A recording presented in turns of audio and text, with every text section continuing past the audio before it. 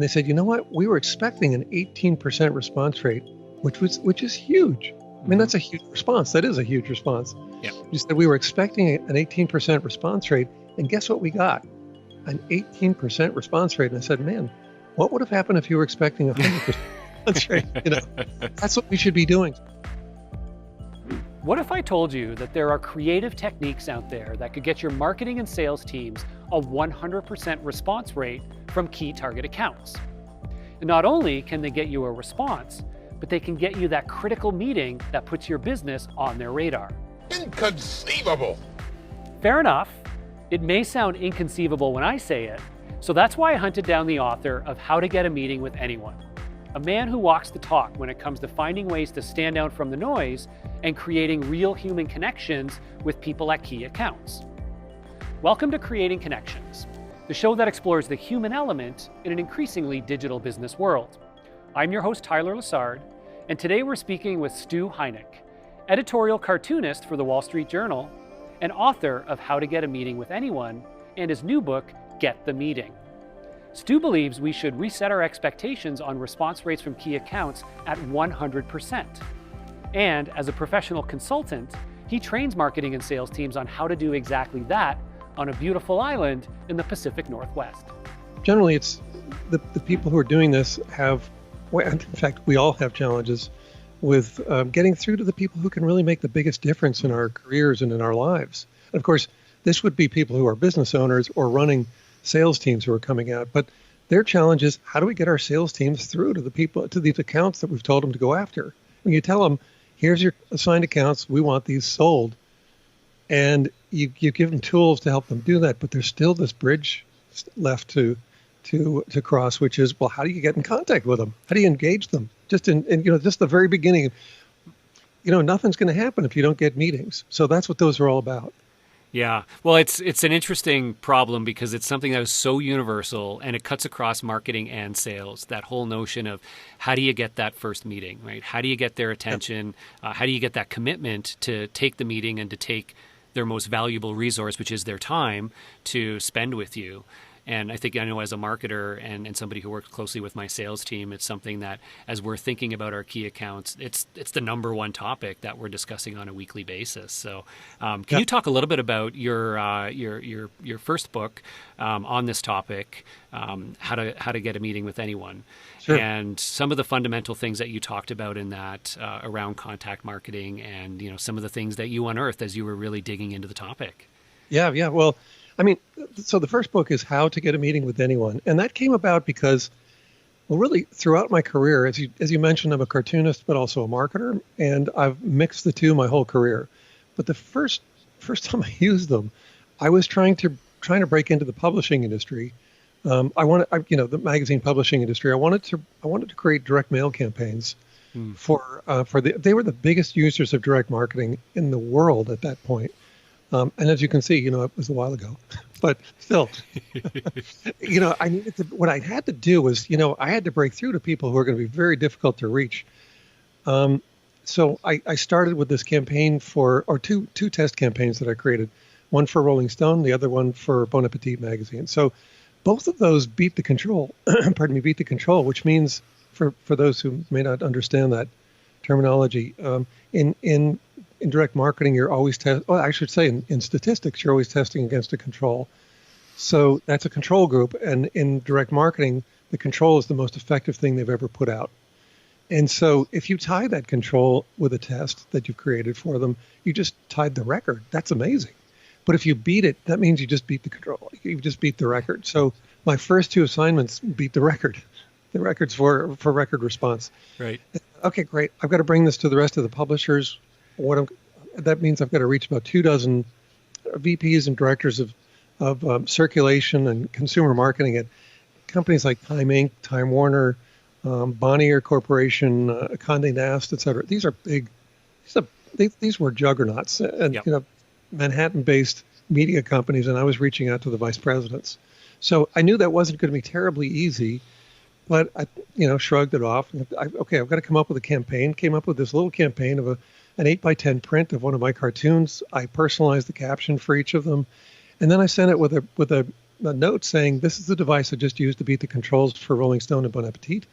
And that's something that I think we should put to the test for your titles.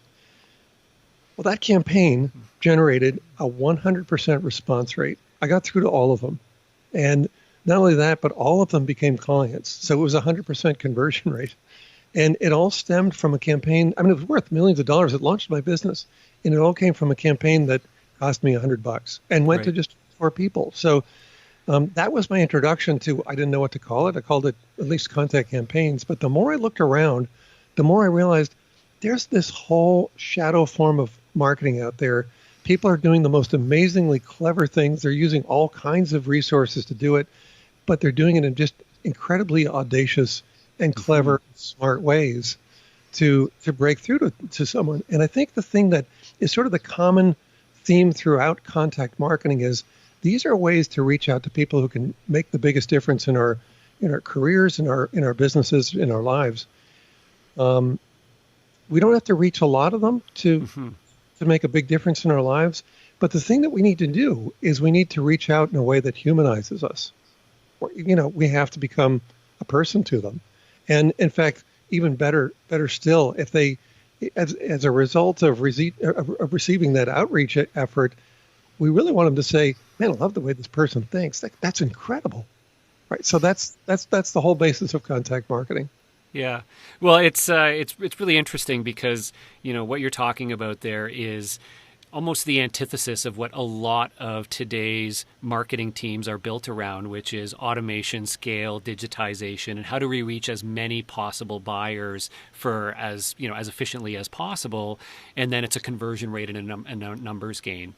But what you're talking about is, as you're looking at, specific key accounts that can make or break, a sales rep's year.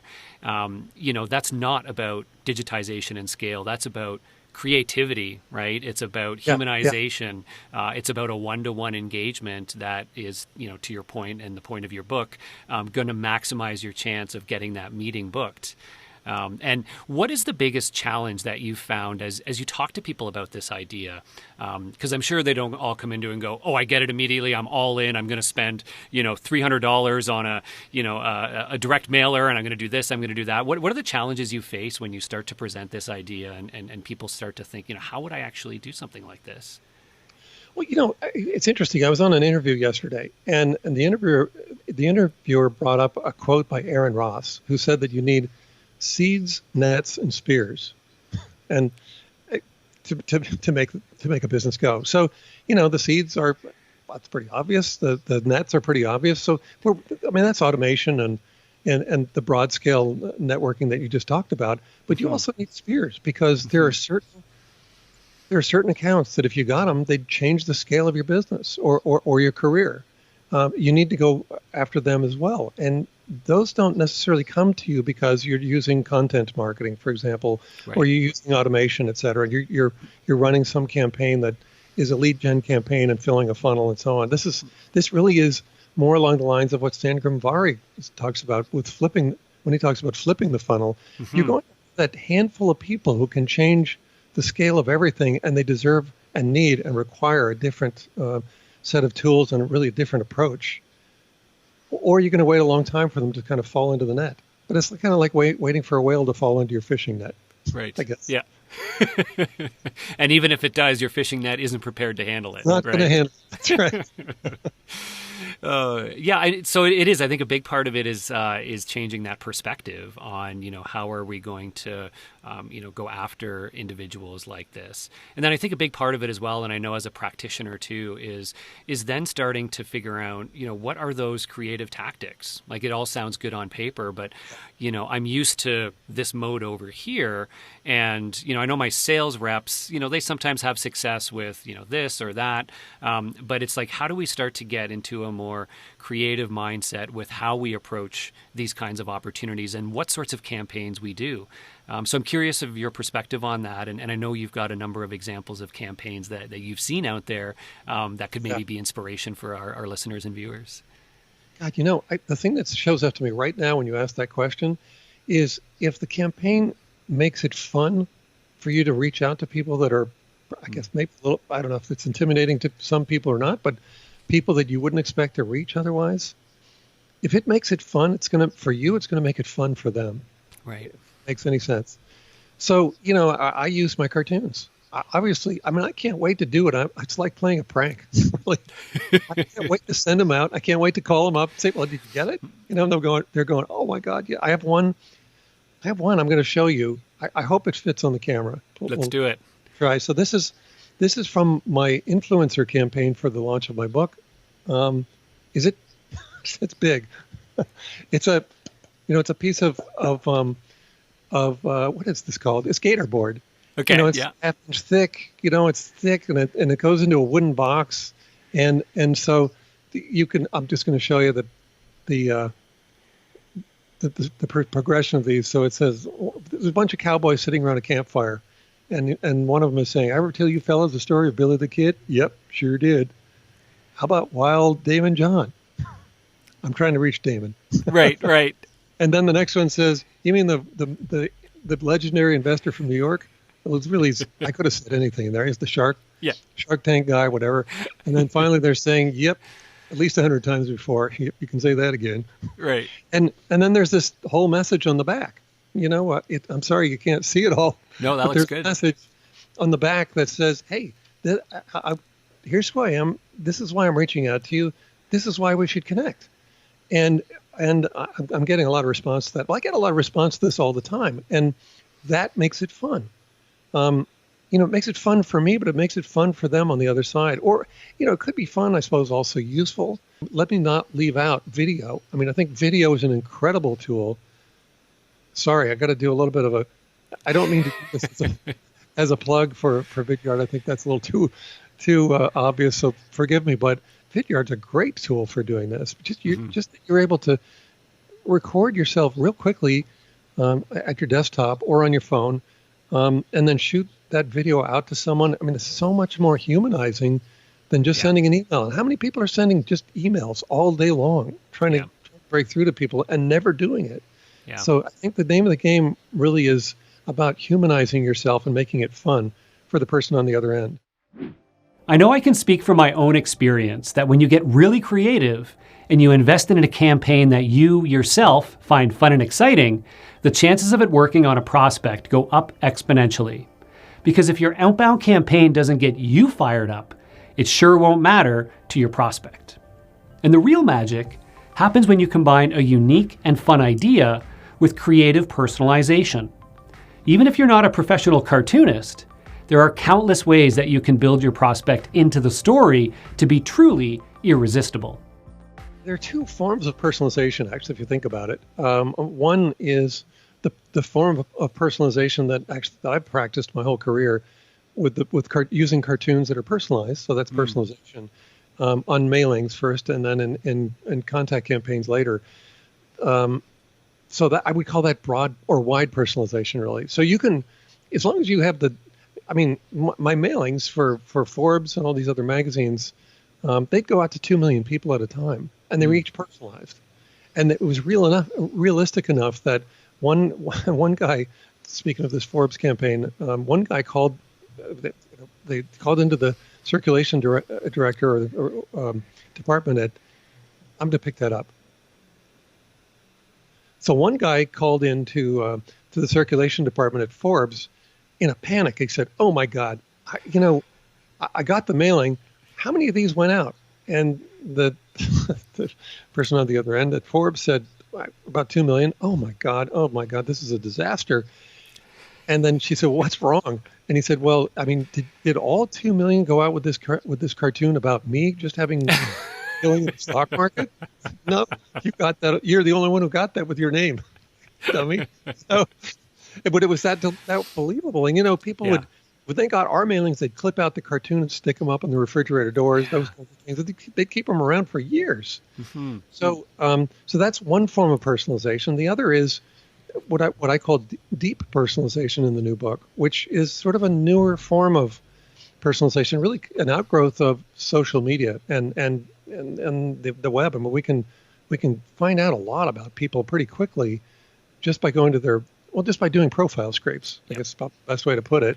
So you check out their profiles. In fact, there's there's another great tool that I love called Seamless.ai that allows you to do searches, and you can suddenly it uses AI, does a search all over the web.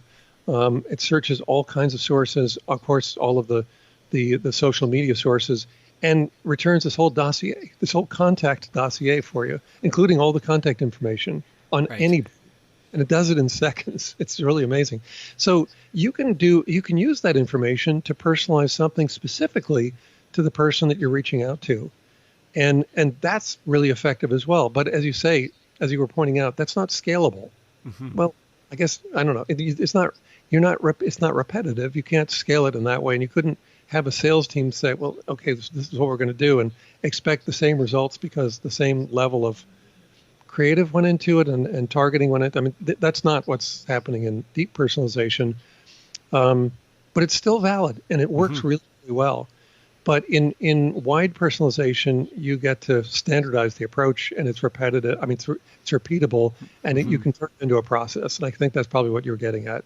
Yeah. Well, and you're right. There's different tiers to it, and I think depending on who you're going after and the amount of time and investment that you believe is appropriate based on the potential return, you want to think about, is it something that, if you have a brilliant idea for a really specific thing to do for that one individual, run with it, right? But something, one of my favorite examples, you talked about the use of video, and we've got a number of clients that I've seen who use video in very creative ways as part of their targeted activities. So it's not just about the, hey, I'm going to send an email to this random prospect, I'm going to shoot a quick video or just use one off the shelf, but it's going after very specific accounts and, again, doing things visually that become very creative and personalized. And one of my favorite examples is an organization called Rant and Rave. They won one of our awards last year, where some of their reps were, my favorite one, they were actually doing kind of a multi-touch targeted account campaign around this idea of cactuses, because I think one of their themes was, based on the business they're in, it was, getting feedback from your employees is prickly business or something like that, or can be a bit prickly. And so they were using this cactus as this fun metaphor. And so they combined a direct mail campaign with a cactus in the mail to them. And then they, their reps would film videos of them, holding up a cactus in the video, and then they tell a fun narrative around it. And then I think some of them got a little bit fun by hurting themselves on the cactus and things like that really humanized it. And then the next campaign they were doing was going after organizations that were in the pet industry, and so I know one of the reps there, she did these videos with her little Frenchie. They got a French bulldog on camera where she did these really creative little videos, and both of those campaigns they subsequently set records at their organization for the fastest response time. They were some of the fastest deals they closed, and they were also some of the biggest deals they closed. And I think they're were really great examples about, for their case, the repeatable was the medium of video, right? They figured out how they could use that, but then for each individual account, it became something different and specific based on the theme of it. And so they've been able to kind of scale their approach while making each one really personal, but using something like video as their baseline for repeatability. And I think it's a really, really neat example where you can have an amazing impact by just being a little bit extra creative. Yeah. I love that. It reminds me of another story. When Amazon announced their search for their where they were going to put their second headquarters, did you hear about the one Tucson sent a 21-foot tall cactus on a flatbed? I don't know if they send a video with it, but it reminds me of that. No, I think I think what really works well is when you're using multimodal communication. So that's a great example of it. There was a mailed piece. It was they were using video and what else were they? I lost. I mean, I've already forgot one of them, but they were using several different modes. Yep. So it just causes people to perk up and pay attention. It's not just an email and another email and another email and 90 emails later. It's still another email and another email. It's something that really stands out, and it our brains, I think, are stimulated. I couldn't give you the precise theory behind it, but I know that we're stimulated by different modes of communication, and that's I think that was terrific. Yeah. I'm curious because I'm thinking, I should be interviewing you about this because that's exactly the kind of story I love to include in these compilations, and And what kind of response did they get to it? So what they had said was the part of it was how quickly. So I remember one of them, because this was an award submission, and the details they provided said that one of the individuals was an organization they'd been trying to get in contact for quite a while. And then when they did this, it was within, I think, 3 minutes of sending the video that they got an immediate response saying, this was really great. Thank you so much. Okay, yeah, I'd love to learn some more. Let's chat, sometime later this week. And so it was this very sort of casual, personal response saying, this was really great. Thanks so much for sending it. Okay, I'm open to chatting. And then that was a deal they ended up closing within 30 or 60 days and ended up being a very large deal for them. And I think in all of these cases, what I continuously hear from folks on this is that like people aren't just like responding, but they're responding in a personal, casual, familiar tone, which makes such a difference, right? Yeah. Which I think is huge to this notion of being human and creative and personal. Yeah, and I was going to say beyond. Well, we do need to humanize ourselves, but I think also just again, it's I think the gold. Well, there are two. Maybe there's a gold and a platinum standard. The gold standard is you want people on the other end of that saying, "Wow, I love the way you think." Like how could they resist connecting with you then? And then maybe the platinum standard is, wow, I love the way you think. Hey, come here, take a look at this. And they start showing it off because then I've actually seen one campaign that went beyond, well, it went to 300% response. Right. And you wonder, well, as marketers, well, wait a minute, how is that possible? What are you smoking? What's happening is that people are showing it off. They love it so much, whatever it is that was sent, if it was a tangible thing, but in this case it was. But they love it so much that they're showing it off. Look at this thing that I got from this, it could have been the cactus or any of these things. Look at what I just got. This is incredible. And I would imagine, actually, I know that happens a lot with video too. You have a way of measuring it. Yeah. Right? I use the Vidyard platform. I don't use it as much as I should. I'm realizing again, but one of the things that I love is that there are those real-time stats, so you can actually see when it's being passed around, and it's really easy to pass it around. Yeah. So that's it also it reminds me of I'll share one other quick story with our listeners and viewers because I think it is another good sort of inspiring example. And this was an example. It wasn't the one-to-one video, but it was using automated personalization. So you talk about kind of personalization at scale, like sending out that Forbes mailer to 2 million people. The video equivalent is producing a video and then using the video personalization tech behind the scenes to automate having that personalized for each recipient getting that.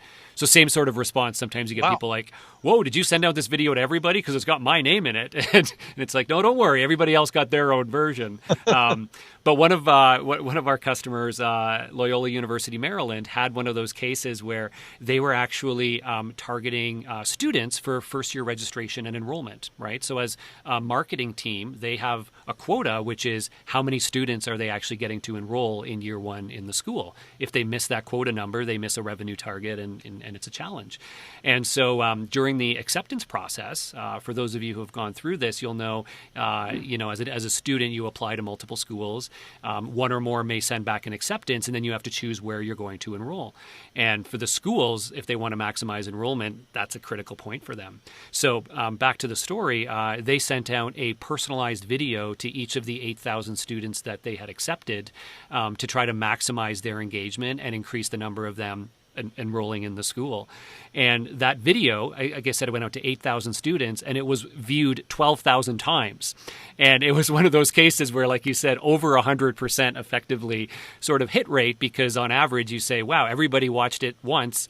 And then half of them, either watched it again or they forwarded it to, a parent or a relative or a friend or something to say, check this out, right? And they heard lots of anecdotal stories after students came in and they did some focus groups of people saying that, like, that video was like such a big part of it. And I shared it with my mom or my dad and they thought it was the greatest thing because it showed this sort of, experience on campus, but your name was already on the dorm room door. And the mascot was holding up a, can't wait to see you with your name on it. And it's just about creating that sort of memorable experience. And like you said, it's so good. It's like not only like I'd engage with it, but I'd want to actually share it around with people. And I think like that's the bar we need to be thinking about, right? Yeah, absolutely. So let me really, I want to make sure that we touch on, what you've done specifically with the new book. So, Okay. How to Get a Meeting with Anyone, has been a huge success, and you're now releasing, or have just released, a companion book, which is Get the Meeting. Yep. I'd love for you to explain sort of how did you come across thinking about, bringing a companion book to it, and what can people expect at the end of this episode when they go and buy it right away? Because seriously, you've got to read this because the things we're talking about here are in there. So talk a little bit about what's in the new book.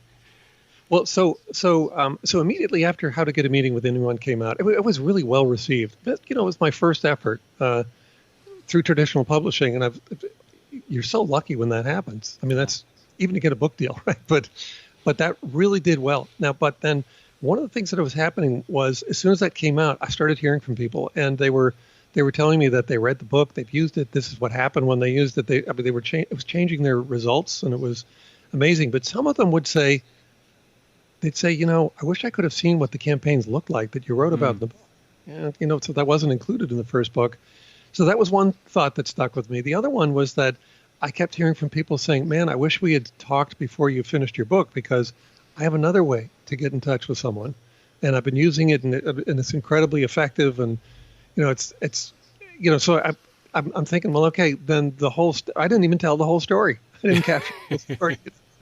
So as we went along, the publisher finally said, you know what, book's doing well. We need a follow-up, but not something to replace this book. Let's add to what it is you've already to the base you've already created here. Mm-hmm. And so we talked about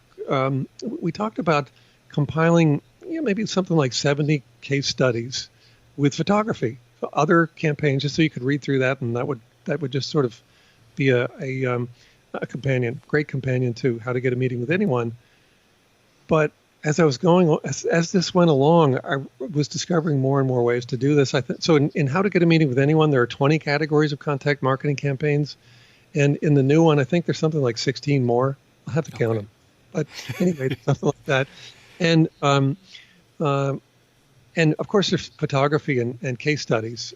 But there's also a new model that came out of it. And what I realized was that right now we're basing everything on an outreach campaign, and then you follow up. But why not add a digital persistence campaign to it? Mm-hmm. We both know Sangram Vari, who's also the founder of Terminus, and Terminus does a really interesting thing. They use retargeting ads, and you can use those ads to target anybody. They don't have to have stopped by one of your web pages and had a pixel set. They're able to just help you do it anyway. So what a great thing to start seeing ads about, let's say about you, Tyler, and about Vidyard, and then, that's running for 2 weeks, and it's going wherever they go on the web, they're seeing these ads, and then all of a sudden they hear from you. Well, there's a lot of impact from that. Actually, if it's not just to hear from you, but now all of a sudden they get your outreach campaign, that's a great support. If that then continues throughout the contact cycle and then the sales cycle, that's even better. So there's a digital persistence element to the model now. And then the other part of it was we all have these chance meetings with people, and what do we do with those? Because that should be part of contact marketing as well. And so I took a real hard look at what's going on with business cards. They're really ineffective right now. They're for a lot of reasons, but they're not what they should be. And there are a lot of missed opportunities. When we meet people that could become clients, we shouldn't be handing them something that they throw away. We should be handing something that they say, "Oh my God, look at this," and they show it around their office and so on, and it keeps us in top of mind, and it launches. It brings them to a place that sets a pixel and launches that persistence element as well. So there's all of that, and then as a result of that model, already we're seeing campaigns hitting 100% response rate, which is supposed to be impossible. I was always hearing that it was supposed to be impossible, but it's been happening. With the digital persistence element and the pocket campaign element of the model, I think it's now. Well, here's what I think. I think we should be resetting our baseline for response to outbound campaigns to 100%. So 100% contact rate, which is kind of a crazy statement, but here's one thing that really struck me as I was talking. I mean, I've done a lot of interviews since and talked to a lot of people, and one of the interviews I had, someone said, "Oh, I've done something just like that. We did this thing." They described their campaign, and they said, "You know what? We were expecting an 18% response rate, which is huge. I mean, that's a huge response. That is a huge response." Yeah. We said we were expecting an 18% response rate, and guess what we got? An 18% response rate. And I said, "Man, what would have happened if you were expecting 100% response rate?" That's what we should be doing. So part of it is there are tools to make this happen. It is happening, and we ought to be going in with that expectation of our campaigns that we're going to break through to everyone. So that's where that comes. Anyway, that is the book. That's great. I love it. That's great. So we have a great, whole swath of new examples, which I think is so important because as we talk through these ideas, I think it's all about how you take the theory into practice. And I know even myself and my own team, we always hit that roadblock of we get the idea, we get the theory, we want to do this, but I just need a bunch of examples of what other people have done to get me going. And maybe I'll try something similar, or maybe it'll spark a new idea. So I love that there's so much of that in the book, and photography where you can actually see it and understand sort of how it manifests, which is amazing. The new frameworks, the new pocket campaigns, lots of goodness there. So I think this sounds really, really exciting for everybody, and I obviously encourage all of you listening and watching, check them both out because, like you said, it's not a replace one or the other. If you haven't read How to Get a Meeting with Anyone, start there and get the meeting.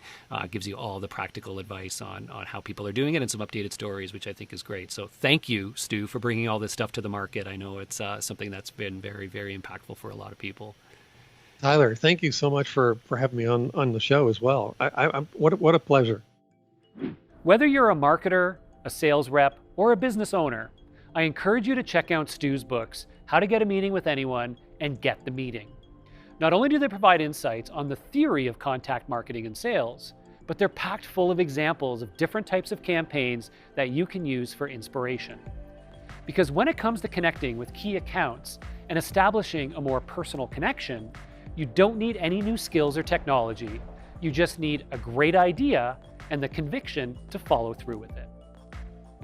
Thanks for joining us on Creating Connections, brought to you by the fine folks here at Vidyard. If you enjoyed the show, give it a like or a share, hit that subscribe button for future episodes, and check out the podcast version now available on your favorite podcast platform.